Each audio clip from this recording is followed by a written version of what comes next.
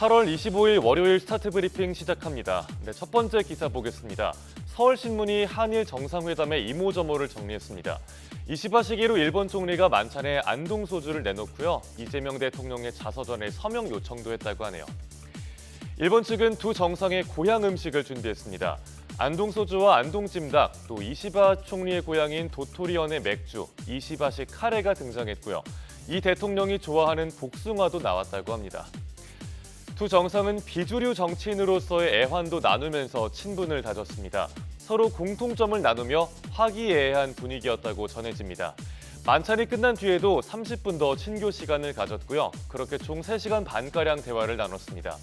위성락 국가안보실장은 어제 브리핑에서 일본이 한국을 배려한 여러 모습이 관찰됐다고 전했습니다. 이런 가운데 일본을 떠난 이 대통령은 오늘 새벽 미국 워싱턴에 도착했습니다. 재미동포 만찬 간담회를 시작으로 본격적인 방미 일정에 나설 예정입니다. 다음 기사 보겠습니다. 동탄과 대구, 대전, 울산 등 전국 각지에서 최근에 끔찍한 스토킹 범죄가 잇따라 벌어졌죠. 최근 3년간 발생한 살인 범죄 5건 중에 1건이 친밀 관계 범죄 이후 발생했다는 통계도 나왔습니다. 스토킹 처벌법이 있지만 많은 피해자가 제대로 보호를 받지 못하고 있는 건데 스토킹 잠정 조치 한계를 한겨레 신문이 짚었습니다.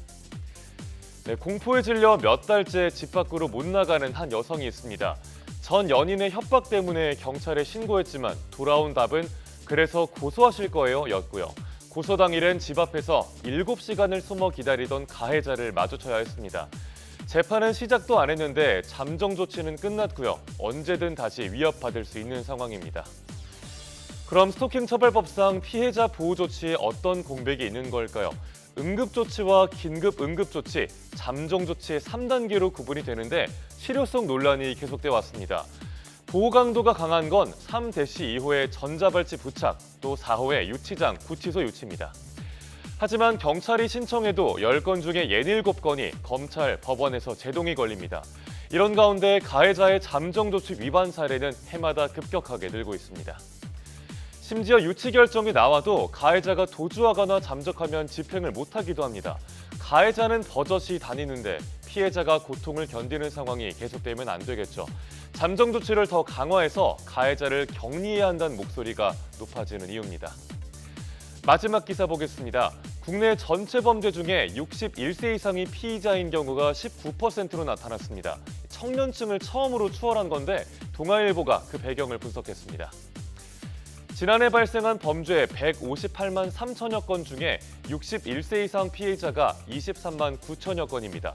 2020년부터 늘다가 처음으로 19세에서 30세 비율을 앞질렀습니다.